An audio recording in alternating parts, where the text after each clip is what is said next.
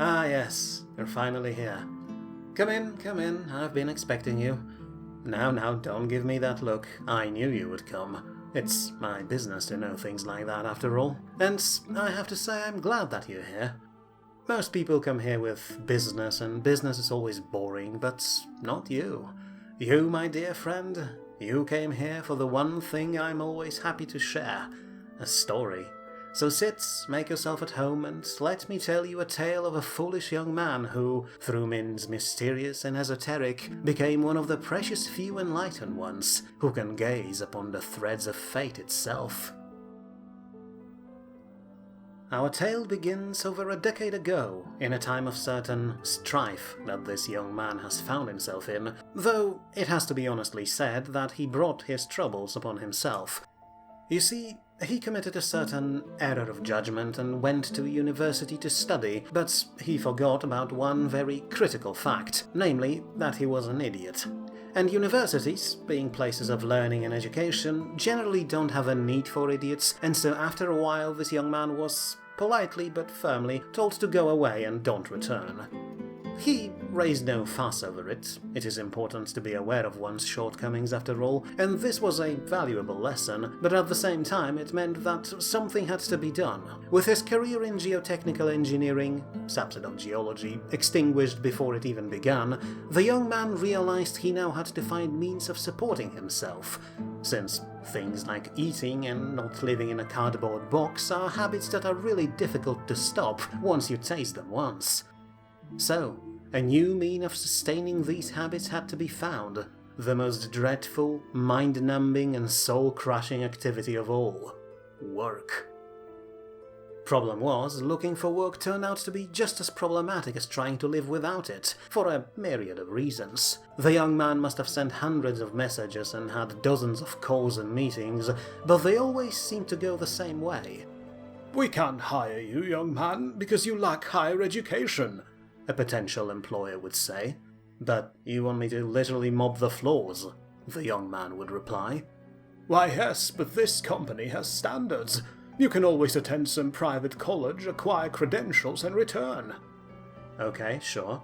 But once I have paper that confirms my higher education, I will certainly not return here to mop the floors. And two, private colleges, unlike public ones, cost money. And how am I supposed to attend them if I can't earn said money?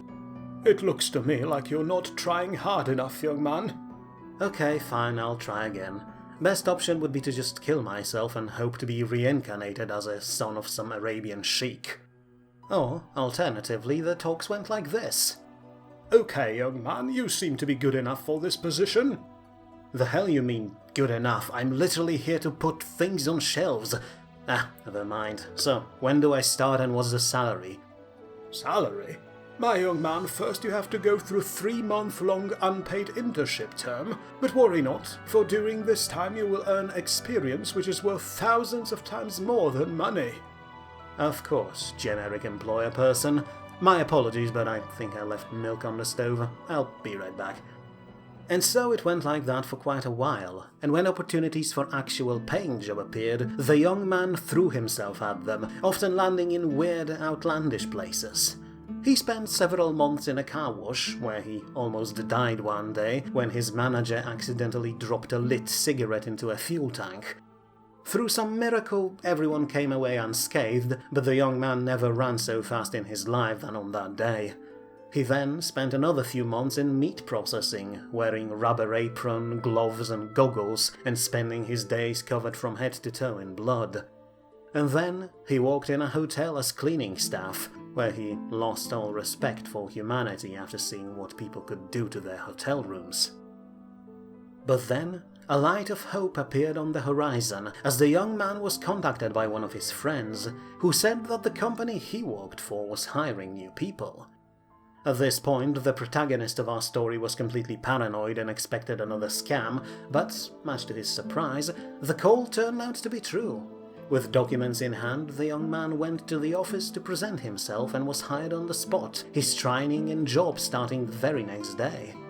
And for the first time in a while, it was not yet another attempt at manual labor. No, this was a proper desk job with computers and headsets and access to internet. Things were really looking up, but on the next day when the training began, the young man realized that this new job would not be what he expected. "Greetings, new employees," a woman in a long, dark, flowy dress and beads in her hair said, sitting behind a round table with a mysterious look on her face. "Today we will begin your training, and I shall teach you how to gaze into the future, both yours and other people's, and how to predict the whims of fate before they come to pass." What the fuck? To say that the room was confused would be a monumental understatement. People stared at each other, wondering if they went into a wrong place perhaps. But no, this was it. They were really hired to be text message fortune tellers. And now they would learn how to, literally, look into a crystal ball and see the future in its depths. Except, well, not really. Sure, the first part of training was indeed conducted with crystal balls, tarot cards and tea leaves, but it wasn't really there to teach the crew to predict the future, but to teach them proper vocabulary, in the way of speaking.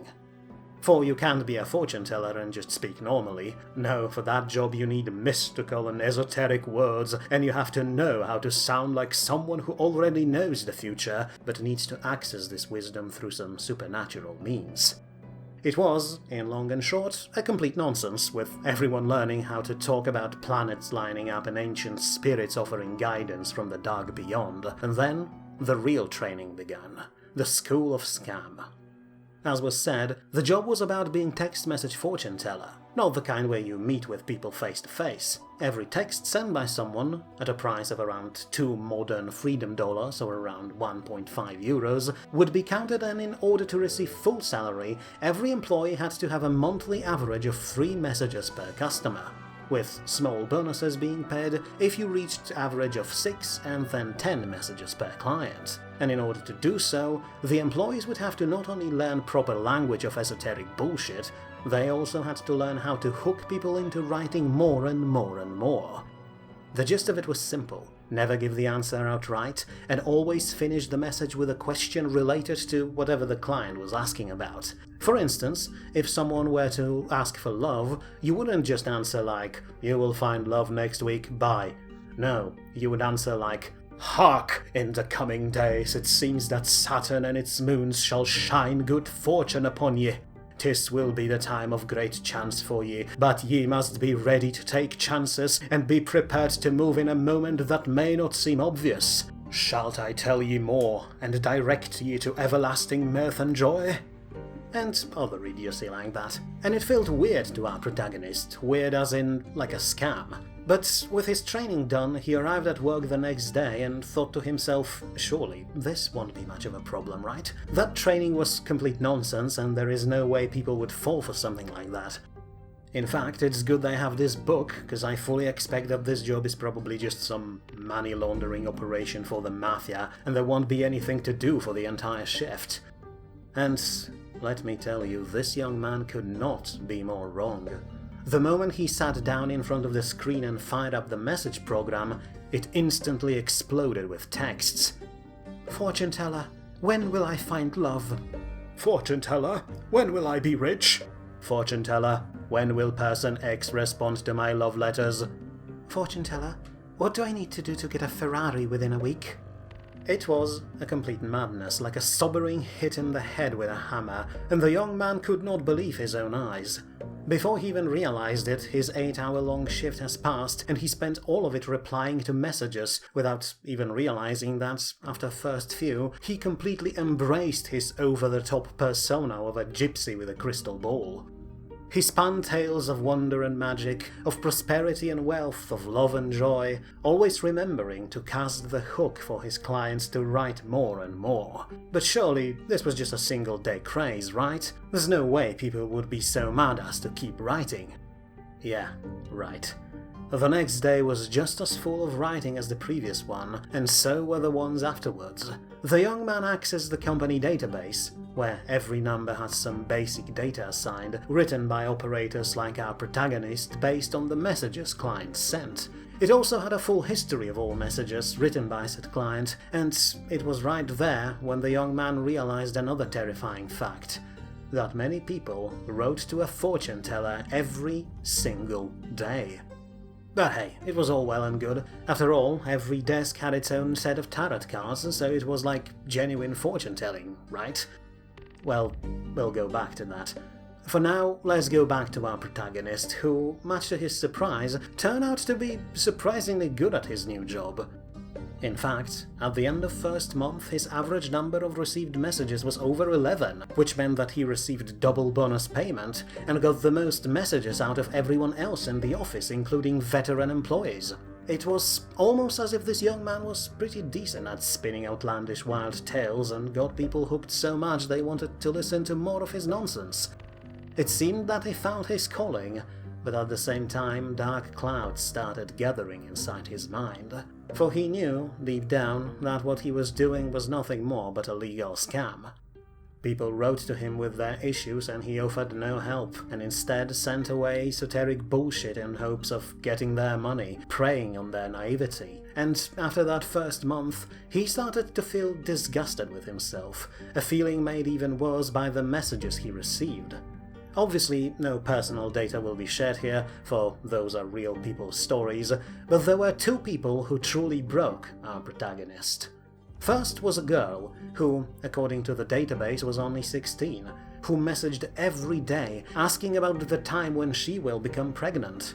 Surprised and disturbed, the young man tried to probe her for answers. Why would she even want to do something like that at her age? And received a reply that it was to prove to her parents that she was dependable and responsible, and the only way to achieve that she could think of was to raise a kid by herself while still in high school. The young man kept meandering around the issue, telling the girl that their time was not right and she had to wait for proper alignment of spirit veins or other such bullshit. But she was relentless and kept writing day after day, and, as our protagonist soon noticed, every week the name of potential father for the child changed. Eventually, when the messages became too much, he told the girl that a new way of showing her parents her reliability will reveal itself soon. All she needed to do was to abort her pregnancy plan, for it would ruin her one and only chance. Perhaps she believed, for she stopped writing the next day.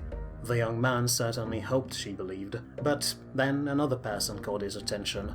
A middle-aged office drone, hopelessly in love with one of his co-workers.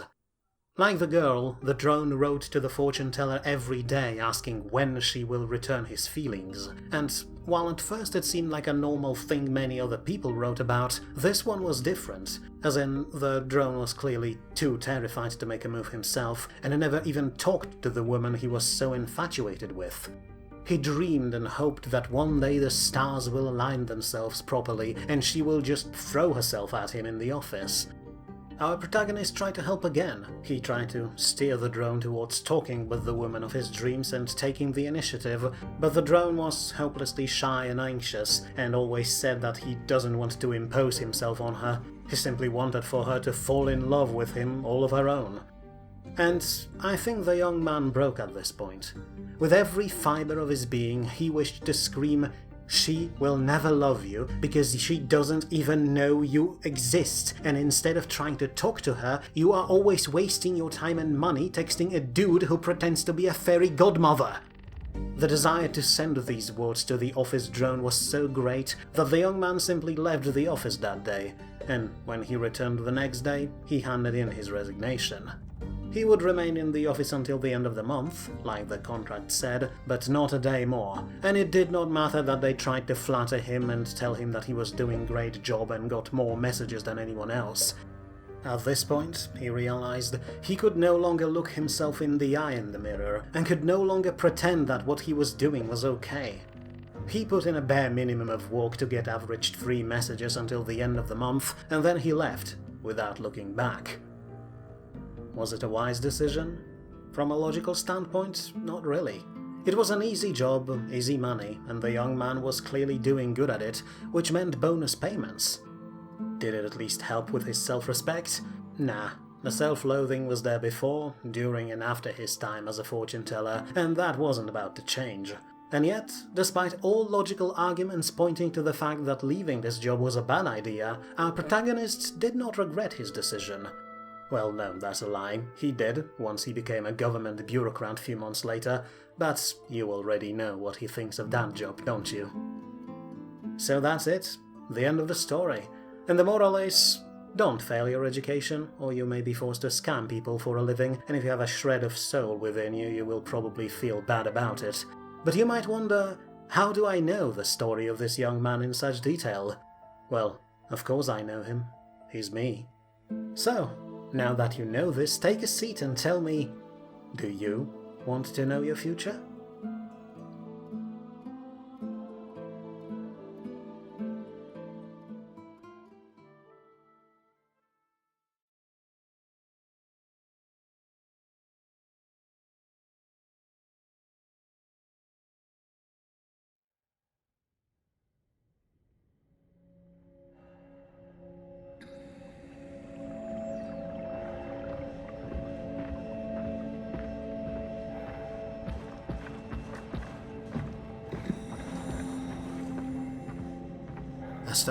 Esther, come in. Come on, Esther, can you hear me? God damn it, walk, you antiquated piece of crap. Esther, this is Angler 7. You were right.